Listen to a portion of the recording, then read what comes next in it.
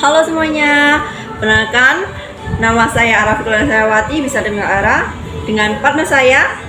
Saya Risma Windasari, bisa dipanggil Risma.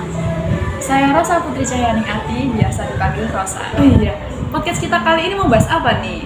Spesial untuk kali ini, podcast kita kali ini kita akan membahas sosok entrepreneur yang berpengaruh di Indonesia, yaitu Bapak Adi Tirtawisata. Mau tahu lanjutan ceritanya seperti apa? Ikutin terus podcast kita ya sampai akhir. Bapak Adi Tirtawisata ini adalah seorang chairman dan founder dari Panorama Group. Bapak Adi Tirtawisata ini lahir pada tanggal 12 Oktober 1932. Nama asli dari Bapak Adi Tirtawisata ini adalah Tung Chiang Kue. Ini maaf ya, aku kayaknya salah dalam penyebutan, soalnya aku juga nggak tahu, mohon maaf ya jadi kalau salah penyebutan. It's okay. Yang kemudian diganti dalam bahasa Indonesia yang menjadi Adi Tirtawisata, dan perubahan nama ini jelas memberikan spirit bagi bisnis yang sedang dia geluti. Tradisi keluarga yang menginginkannya menjadi seorang pengacara telah membuatnya menyeberang dari jalan tradisi keluarganya. Meskipun sempat mengambil kuliah jurusan hukum dan menjadi pengacara, namun akhirnya dia sadar bahwa garis hidupnya tidak berada di pekerjaan tersebut. Tetapi dia juga sempat menjadi seorang guru. Lalu bisnis pariwisatanya ini, bisnis pariwisata Bapak Adi ini dimulai dari sebuah armada becak. Tak cukup hanya mengajar dan menjadi juragan becak di rumah, beliau juga memelihara ayam kate yang meskipun awalnya hanya sepasang, namun dengan keuletannya tumbuh berkembang jadi banyak dan dia jual di pasar pramuka. Setahun sebelum lulus, Bapak Adi pernah bekerja di sebuah perusahaan perjalanan wisata di bagian penjualan tiket pesawat.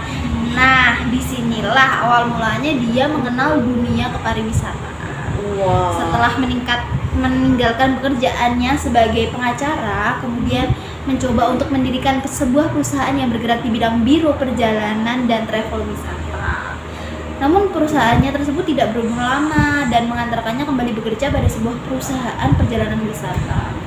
Beliau malang melintang di dunia biro perjalanan wisata dan beliau juga mendapatkan gelar Adi with the Yellow Ticket.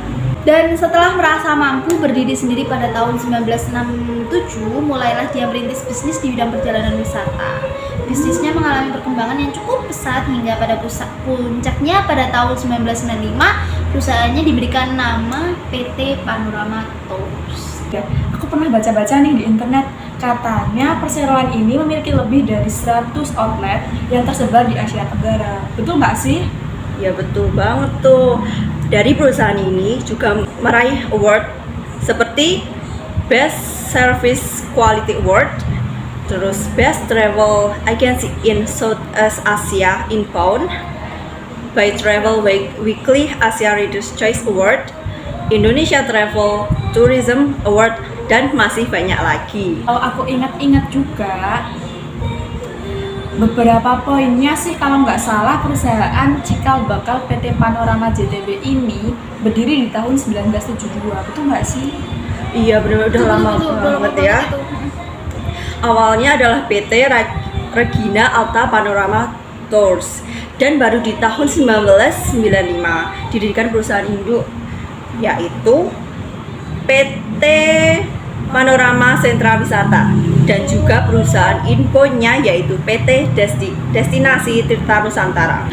Lalu 2 tahun setelahnya yaitu 1997 mulai didirikan divisi outbound yang dikenal dengan Panorama Tours.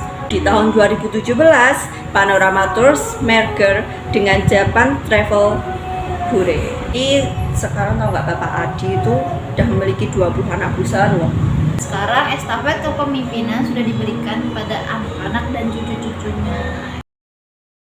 Pertama-tama, untuk menjadi pengusaha yang sukses, kerjakan apa yang tahu, apa yang harus dikerjakan.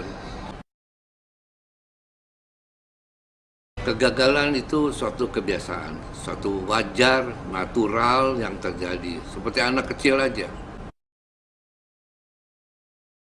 Kegagalan itu wajar terjadi.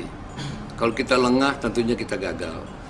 Dan kita tidak serius juga, kita akan gagal.